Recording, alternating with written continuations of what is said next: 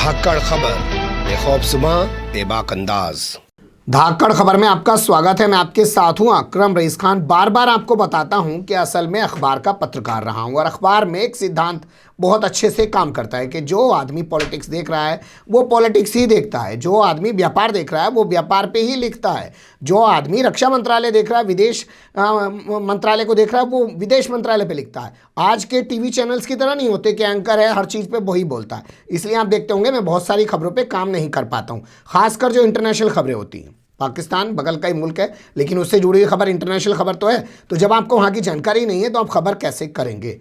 लेकिन आज हमारे लिए एक सौभाग्य का दिन है क्योंकि हमारे साथ जूम के जरिए देश ही नहीं दुनिया के जाने माने पत्रकार वैद प्रताप वैदिक जी जुड़ रहे हैं, जो इंटरनेशनली अपनी बहुत बड़ी इमेज रखते हैं और बहुत सारे मुद्दों पर बेबाकी से अपनी राय भी रखते हैं। उनसे समझेंगे कि पाकिस्तान में मंदिर वाला जो मामला है, जो सुप्रीम कोर्ट तक पहुंचा, जिसमें सैकड़ों लोगों की गिरफ्तारी होने की बात कही जा रही है और सुप्रीम कोर्ट ने कहा दोबारा मंदिर बनाया जाए, वो क्या एक ही मामला है या दो जगह वो घटना हुई है, कराची में और खैबर पख्तूनख्वा में। और इसके अलावा आज जो पाकिस्तान में ब्लैकआउट हुआ है तो अब वहाँ क्या स्थिति है उस पर भी बात करने की कोशिश करूँगा। और तीसरे जो खबर आ रही है कि वहाँ पे धर्म परिवर्तन अब महिलाओं का ही नहीं पुरुषों का भी कराया जा रहा है और उसकी मुस्लिम महिला से शादी कराई जा रही है। इन तीनों पहलुओं के आसपास अपनी बातचीत को रखने की कोशिश करेंगे। बहुत शुक्रिया सर हमें वक्त देने का। जी जी जी। मेरा पहला सवाल आज के ब्लैकआउट को लेके है, क्या स्थिति है पाकिस्तान में? आ गई है सब जगह पे बिजली? नहीं, अभी सब जगह बिजली आने की खबर तो नहीं है जी। लेकिन पाकिस्तान के नेता ये कह रहे हैं, अपने लोगों को समझा रहे हैं कि ये ब्रेकआउट पहली बार नहीं हुआ है जी। और सिर्फ पाकिस्तान में नहीं हुआ है, अमेरिका, कनाडा, भारत, दुनिया के कई देशों में होता रहा है। जी। कोई तकनीकी गड़बड़ हो गई है जिसकी वजह से ब्लैकआउट हुआ है। ऐसा नहीं है कि इमरान खान की सरकार को फेल करने के लिए नवाज शरीफ के लोगों ने या बिलावल भुट्टो के लोगों ने कोई बड़ी भारी गड़बड़ की हो। कोई एक मैकेनिकल गड़बड़ हो सकती है, वो ठीक हो जाएगी। पाकिस्तान के लोगों को बहुत परेशान होने की जरूरत नहीं है, थोड़ा धैर्य रखें, सब ठीक हो जाए। लेकिन रात से अगर ये वक्त हो चुका है, लगभग 24 घंटे का टाइम होता जा रहा है, अभी तक भी रिकवर नहीं हुई ये चीजें। मुश्किल है। अभी तक खबर यही है कि कई स्थानों पर बिजली नहीं आई है, तो वो कुछ लोकल फॉल्ट होगा, मेरे ख्याल से वो ठीक करेंगे जी।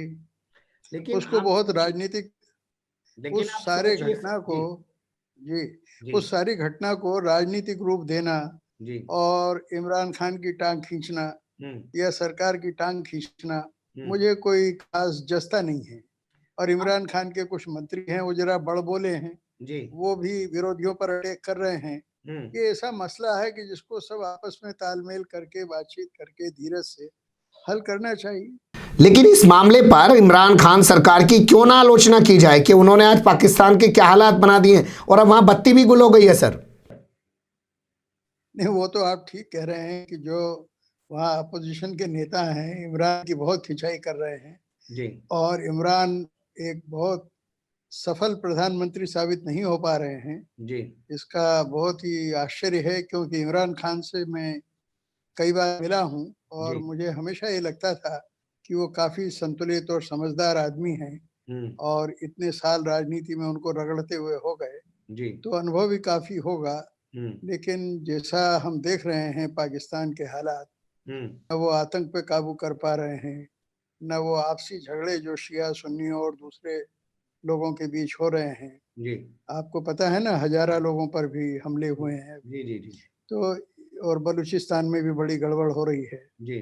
तो लगता है कि वहाँ का जो असली सरकार है यानी फौज, वो फौज भी पता नहीं उनके साथ सहयोग पूरा कर रही है कि नहीं कर रही है।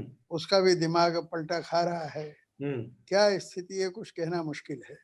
अंदर से पाकिस्तान बहुत बेचैन है जी। क्या आपको नहीं लगता सर जो लोग न्यू अमेरिका बना देंगे, ग्रेट अमेरिका बना देंगे, न्यू इंडिया बना देंगे, न्यू पाकिस्तान बना देंगे, ऐसी भाषा बोलकर ऐसे लुभावने वादे कर करके सत्ता में आए हैं, उनकी पोल खुल रही है हर जगह पे? हाँ, वो तो हो रहा है। देखो, ट्रम्प से इन लोगों की तुलना मत कीजिए। ट्रम्प तो बहुत ही जाहिल किस्म के आदमी थे और उनका जाना अमेरिकियों के लिए बहुत अच्छा हुआ। हालांकि आप देखिए कि 49% लोगों ने ट्रम्प को वोट दिया है, यानी आधा अमेरिका उनके साथ है। ये बड़े दुर्भाग्य की बात है। इससे मालूम पड़ता है कि अमेरिका के अंदर जो लोग हैं वो कितने रंगभेदी हैं, कितने वो दूसरों से दुश्मनी ठानने वाले लोग हैं और कितने सतही दिमाग के लोग हैं, गहराई से सोचते नहीं हैं कि ट्रम्प जैसे नेता को लोकतंत्र में, इतने महान लोकतंत्र का राष्ट्रपति होने का अधिकार है या नहीं। भावना में बह के उन्होंने ट्रम्प को बनवा दिया राष्ट्रपति। लेकिन अब मुझे लगता है कि ये जो आखिरी घटना हुई है अभी 6 जनवरी को कैपिटल हिल पे जो हमला हुआ है, उससे मुझे लगता है कि ट्रम्प की छवि एकदम पेंदे में बैठ गई है और अब रिपब्लिकन पार्टी के बड़े नेता उनको अपनी पार्टी से भी बाहर निकालेंगे। व्हाइट हाउस के साथ साथ वो अब पार्टी से भी बाहर हो जाएंगे और वही अमेरिका के लिए बेहतर है। लेकिन मैंने ये एग्जाम्पल इसलिए दिया था कि जैसे हमारे यहाँ की राजनीति देखिए, ये लोग कहते हैं न्यू इंडिया बनाएंगे, पाकिस्तान में इमरान खान आए उन्होंने कहा न्यू पाकिस्तान बनाएंगे, तो ये नेता हैं नए नए और आते हैं न्यू बनाने की बात करते हैं, वही सबसे ज्यादा देशों को नुकसान पहुंचा रहे हैं। नहीं, असल बात जिनको ज्यादा अनुभव नहीं होता है और ज्यादा आत्मविश्वास नहीं होता है तो नारे लगाते हैं और वो नारों से लोगों को बहकाते हैं लेकिन उनकी पोल खुलने में ज्यादा देर नहीं लगती है। उनको एक टर्म मिल जाता है, दूसरे टर्म में पोल खुल जाती है, कई बार एक टर्म में ही ढेर हो जाते हैं। तो ये तो सभी देशों में होने वाला है। जो अपने आप को बहुत बड़ा नेता सिद्ध करने में लगे हैं कई देशों में, वो बहुत मुंह के बल गिरेंगे, वो मात खाएंगे जरूर। चलिए, वो मुंह के बल गिरेंगे, मात खाएंगे। अब चलते हैं उस मुद्दे की तरफ जो आजकल सुर्खियों में बना हुआ मंदिर वाले। असल मामले वहां पे कितने हैं बताया जा रहा है। कराची में भी मंदिर का एक मामला हुआ, मंदिर तोड़ दिया गया। इसी तरह खैबर पख्तूनख्वा में भी मंदिर को तोड़ दिया गया, आग लगा दी गई और मामला सुप्रीम कोर्ट तक पहुंचा। हम विस्तार से थोड़ा बता पाएंगे सर कि कौन सी घटना स्थल का मामला है जो सुप्रीम कोर्ट तक पहुंचा और कौन से घटना क्रम में कौन सी कार्रवाई हुई? देखिए, ये मंदिर पख्तूनख्वा में है, जिसको हम लोग पख्तूनिस्तान के नाम से जानते हैं, पख्तून इलाका, जिसको हमारे बादशाह खान को हम लोग कहते थे ना, सीमांत गांधी। वो पाकिस्तान और अफगानिस्तान की सीमा वाला प्रांत है। वहाँ पर कई मंदिर हैं, उनके कई मंदिरों में गया हूँ, मैंने देखा है उनको। मैं मूर्ति पूजक नहीं हूँ, मैं बुत परस्त नहीं हूँ, लेकिन क्योंकि वहाँ अपने लोग हैं, कई पुराने लोग मेरे जान पहचान के थे, तो मुझे उन मंदिरों में ले गए। और बल्कि मैं तो आपसे ये कहूँगा कि मैं बेनज़ीर भुट्टो के ज़माने में भी वहाँ गया, जनरल ज़िया उल हक के ज़माने में भी गया और नवाज शरीफ के ज़माने में भी कई बार मैं गया। कभी मुझे किसी मंदिर में जाने में एतराज़ नहीं हुआ, बल्कि वो लोग मुझसे जानबूझ के कहते थे कि आप मंदिर नहीं जाएंगे क्या? तो मैं कहता था कि भाई मैं तो पूजा वूजा करता नहीं हूँ, मंदिर जाता नहीं हूँ। लेकिन फिर भी उत्सुकतावश और एक राजनीतिक विश्लेषण की दृष्टि से मैं लगभग सभी प्रांतों में कई मंदिरों को देखने गया उन दिनों। तो मंदिर वो लोग ठीक ठाक काम कर रहे थे, लेकिन मैंने ऐसे दर्जनों मंदिर देखे कि जो मंदिर थे अब वहाँ दुकानें लग गई हैं, लोगों ने घर बना लिए हैं, कुछ यतीम खाने खुल गए हैं, कहीं धर्मशालाएं बन गई हैं, कहीं छोटे मोटे दवाखाने खोल दिए हैं लोगों ने, कई लोगों ने अपना निजी कब्जा कर लिया है मंदिरों पर।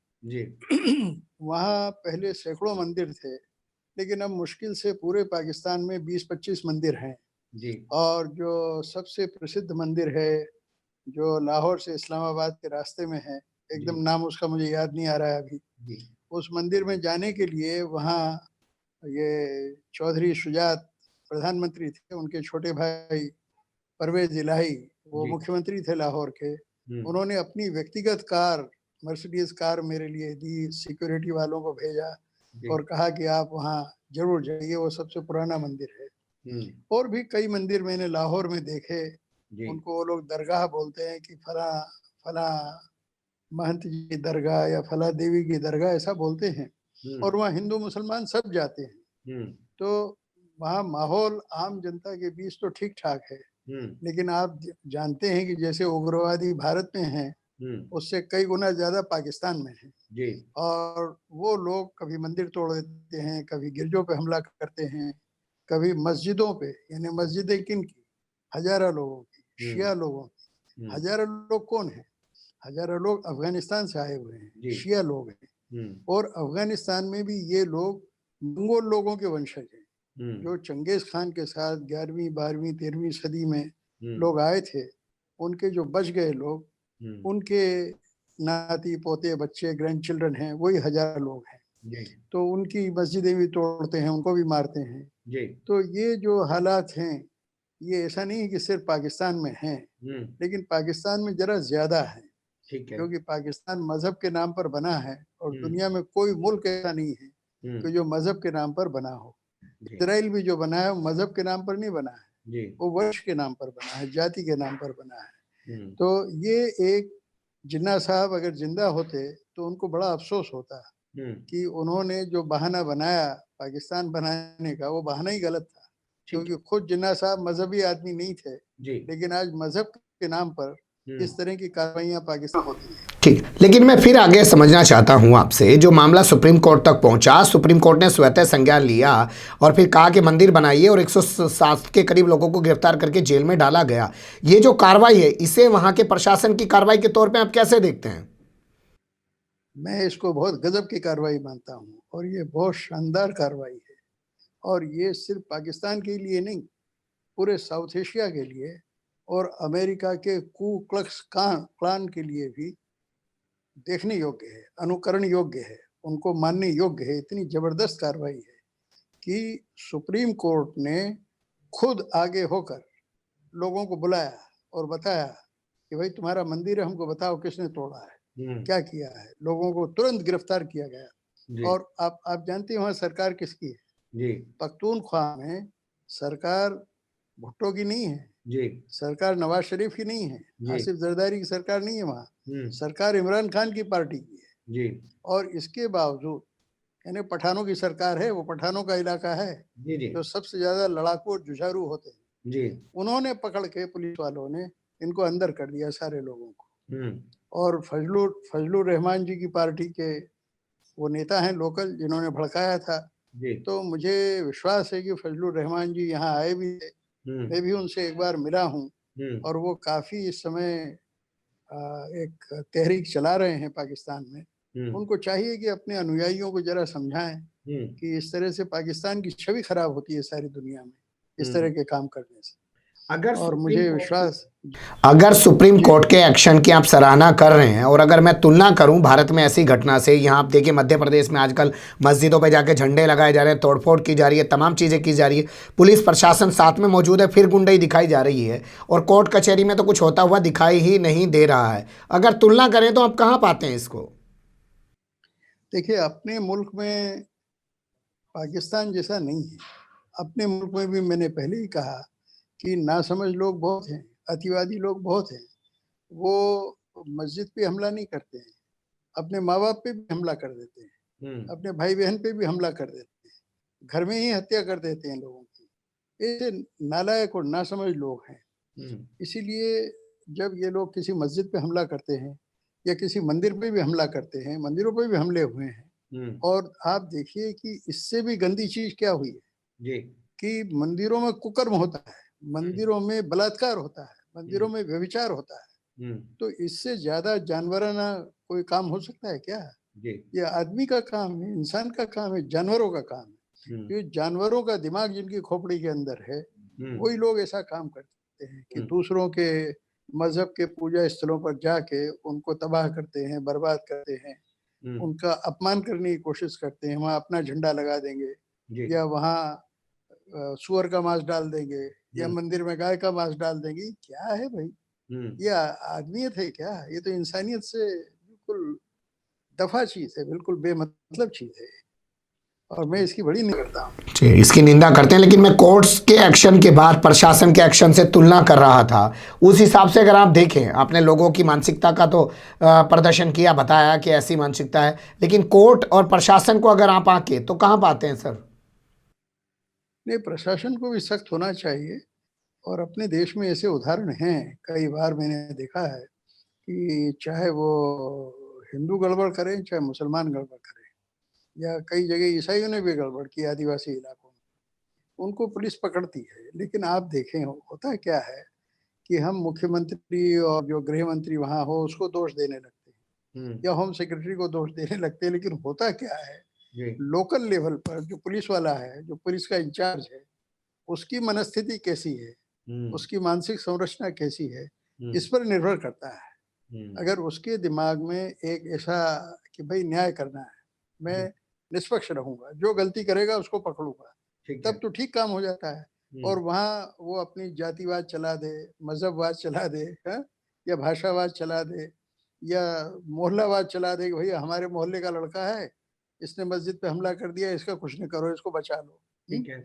या फला लड़का है, उसने मंदिर को गड़बड़ कर दिया, अपने मोहल्ले का है यार, बचा लो उसको। तो ये एक जो मानवीय कमजोरियां हैं, इनका ध्यान भी हमको रखना चाहिए, इसका एनालिसिस कर। बहुत सही बात आपने कही कि बात सिस्टम में सुधार की होनी चाहिए, फिर चाहे सत्ता परिवर्तन होता रहे उससे कोई फर्क नहीं पड़ेगा। जैसा अमेरिका में हमें देखने को मिला, डोनाल्ड ट्रंप ने जिस तरीके की अपने समर्थकों से हरकत कराई, उसके बाद पुलिस ने और वहाँ के एडमिनिस्ट्रेशन ने जिस तरीके से जवाब दिया, यानी कि वहाँ पर संस्थाएं इतनी मजबूत हैं, उन्होंने बता दिया है डोनाल्ड ट्रंप की वहाँ पर चलने ऐसी बातें नहीं चल सकती। क्यों सर, गलत कह रहा हूँ? नहीं, आप ठीक कह रहे हैं। वहाँ यानी लोकतंत्र को हिलाने की बहुत कोशिश की डोनाल्ड ट्रंप ने और उनके अंध समर्थकों ने, लेकिन आप देखिए कि रिपब्लिकन पार्टी के सेनेटर्स ने डोनाल्ड ट्रंप के खिलाफ भाषण दिए, और माइक पेंस जो उपराष्ट्रपति है, उसको डोनाल्ड ट्रंप ने फोन करके कहा कि तुम ये रद्द कर दो, हाउस ऑफ रिप्रेजेंटेटिव की मीटिंग या दोनों सदनों की मीटिंग रद्द कर दो। उसने कहा मैं नहीं करूंगा, मैंने प्रतिज्ञा ली है संविधान के पालन करने की। आपकी दोस्ती ठीक है। अभी देखिए एक चक्कर और है वहां पर कि अगर माइक पेंस यानी जो उपराष्ट्रपति है, वो जो वहां के हाउस ऑफ रिप्रेजेंटेटिव्स का स्पीकर है मायने में, वो और आधी कैबिनेट अगर ये फैसला कर ले कि ट्रंप को कल सुबह ही हटा देना है, तो उसको हटाया जा सकता है। लेकिन माइक पेंस ने कहा कि भाई ये भी सब मुझे करने की जरूरत नहीं है, मैं नहीं करूंगा, मैं संविधान का पालन करूंगा। जो अपोजिशन के लोग मुझे उकसा रहे हैं वो मैं नहीं करूंगा। अपोजिशन के लोग तो वहाँ ये भी कह रहे हैं कि ट्रंप के हाथ में न्यूक्लियर ट्रिगर है, जो परमाणु बम का खटका उसके हाथ में, वो दबा दे। अरे दबाएगा किस पे दबाएगा भाई? है चीन पे दबाएगा क्या है? या उत्तर कोरिया पे दबाएगा? किस पे दबाएगा? और वो दबाएगा तो फिर अमेरिका की भी खैर नहीं है, उसकी खुद की खैर नहीं है। मुझे नहीं लगता कि ट्रंप इतनी बड़ी बेवकूफ़ी कर सकता है।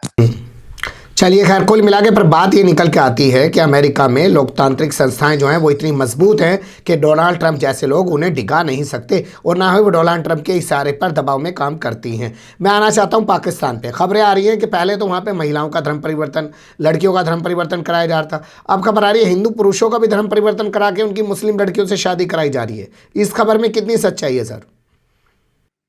मतलब ये तो वहाँ बराबर होता रहता है। ये मुझे कई प्रांतों के हिंदू लोगों ने मिले तब उन्होंने मुझसे कहा, और जो वहाँ जागृत मुसलमान हैं, मतलब जो बहुत प्रबुद्ध हैं और जो बड़े सिद्धांतवादी हैं, उन्होंने मुझसे कहा कि हमारे जाहिल लोग हैं, वो जबरदस्ती डरा के, लालच करके और दूसरे चक्रों में फुसला के धर्म परिवर्तन कराते हैं, लोगों को मुसलमान बनाते हैं। लेकिन उससे वो कहते हैं, ये मैं उन लोगों को कोट कर रहा हूँ, वो कहते हैं कि इस्लाम में ये सब करने की सलाहियत नहीं है। हमारे पैगंबर मोहम्मद साहब ने इस तरह के धर्म परिवर्तन को कभी समर्थन नहीं दिया है। हमेशा वो कहते थे कि जो सच्चा विश्वास लाए वही इस्लाम को माने, वही एक खुदा में विश्वास करे। लेकिन ये लोग जो अपना धर्म परिवर्तन करते हैं लालच में या शादी के चक्कर में या कोई ओहदा पाने के लिए, वो काहे के मुसलमान हैं, वो इस्लाम को समझते ही नहीं। और वो इस्लाम के लिए बदनामी और लाते हैं। क्योंकि मैंने पाकिस्तान में ऐसे कई परिवारों को देखा जो पट्टे घर में पर्दे के पीछे मूर्ति रखते हैं, और वो पर्दा खोल के मूर्ति को धूप दिखाते हैं, उसमें अगरबत्ती लगाते हैं और फिर कोई काम करते हैं। तो मैंने एक दो बार पूछा, और मैं नाम नहीं लेना चाहता हूँ, वो बहुत फेमस लोग हैं, तो मैंने कहा आप क्यों करते हैं भाई? मुझसे कहे कि आप मूर्ति लगा दीजिए, मूर्ति के आगे अगरबत्ती रखिए। मैंने कहा मैं नहीं रखूंगा, इसके नाक है ही नहीं, ये मूर्ति सूंघ ही नहीं सकती, अगरबत्ती इसके आगे रखोगे, आपके आगे रखो। मैंने कहा मूर्ति के आगे नहीं रखूंगा। मैंने कहा आप क्यों रखते हैं? अरे बोले भाई देखो ये हमारे बाप दादों का ट्रेडिशन चला आ रहा है, हम जब इंडिया में थे बाप दादे थे तब भी यही करते थे, यहाँ आए तब भी यही करते हैं, लेकिन छुपा के करते हैं, पर्दा डालते हैं। किसी बड़े आदमी ने कहा मुझे, इसको आप भी जानते हैं, सब जानते हैं, हमारे देश के लोग भी जानते हैं। तो मैंने कहा आप कैसे मुसलमान है भाई? है मूर्ति पूजा तो कोई बहुत अच्छी बात है नहीं, मैं तो उसको ठीक समझता नहीं हूँ और मैं तो करता नहीं हूँ, लेकिन आप करते हैं तो कीजिए भाई। आपके मैं आपकी बात का सम्मान करता हूँ, मूर्ति को मैं पत्थर की मानता हूँ, लेकिन आप उसको मानते हैं इस बात को मैं मानता हूँ, आपका सम्मान करता हूँ, इसलिए आप कीजिए, कोई बुराई नहीं है। ये मैं देखता हूँ कि वहाँ पर जो लोग अपने आप को मुसलमान बनाते हैं उनको इस्लाम का क भी नहीं पता होता। बिल्कुल सही। वो लोग वो सियासत करते हैं, वो राजनीति, वो मजहब के नाम पर सियासत करते हैं, वो पावर गेम। बहुत शुक्रिया, आपने बिल्कुल जी, बहुत शुक्रिया सर, आपने बहुत सही लाइन कही है जी। मेरी राय तो ये है, जो सच्चा रूहानी आदमी होता है उसको किसी मजहब की जरूरत नहीं है, सारे मजहब बेकार हैं उसके लिए। एक रूहानी आदमी के लिए एक आखिर सवाल आपसे करना चाहता हूं कि पाकिस्तान से आने वाली जो भी खबरें होती हैं, आपको लगता है यहाँ जो मीडिया है वो ईमानदारी से उनको बताता दिखाता है, या वो भी मसाला डाल डाल के हिंदू मुसलमानों के बीच पाकिस्तान के नाम पर सिर्फ नफरतें फैलाता है? मुझे लगता है कि खबरों के मामले में तो कोई दावपेच होता नहीं है, क्योंकि मैं, आप जानते हैं, 10 साल तक पीटीआई का एडिटर रहा हूँ, हमारे करस्पॉन्डेंट वहाँ रहे हैं। हमारी सख्त हिदायत होती थी उनको कि एक लफ्ज भी इधर से उधर नहीं करना है, जो बात ईमान की है, और वो भी सब प्रमाण पूरे सोर्सेस को कोट करके फिर वो खबर भेजे। बिना सोर्स की कोई खबर हम लेते नहीं थे।